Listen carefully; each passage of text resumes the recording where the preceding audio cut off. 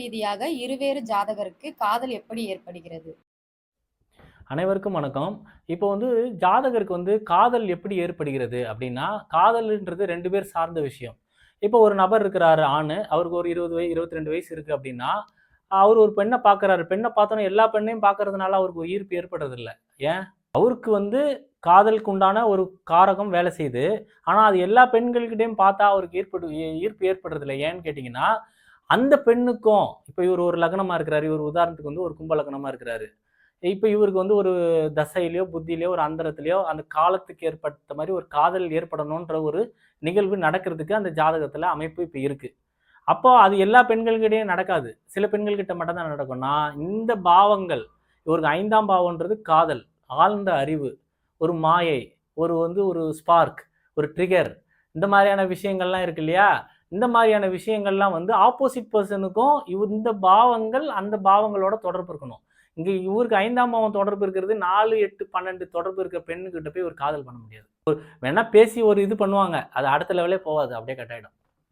இதே 5ஆம் பாவம் இது தொடர்பு இருக்கிற கிரகம் அங்க 3, 5, 9, 7 இந்த மாதிரி தொடர்பு இருந்ததுன்னா நல்ல காதல் அருமையா நடக்கும். இதே 5ஆம் பாவ புத்திநாதன் குருவா இருந்ததுன்னா காதல் அதுதான் உண்மையான காதல். ட்ரூ லவ் சொல்றோம் இல்லையா? எந்த நிலைமையிலையும் அந்த ட்ரூவா நிக்கிறதுக்கு அந்த 5ஆம் பாவ புத்திநாதன் குருவா இருக்கும்.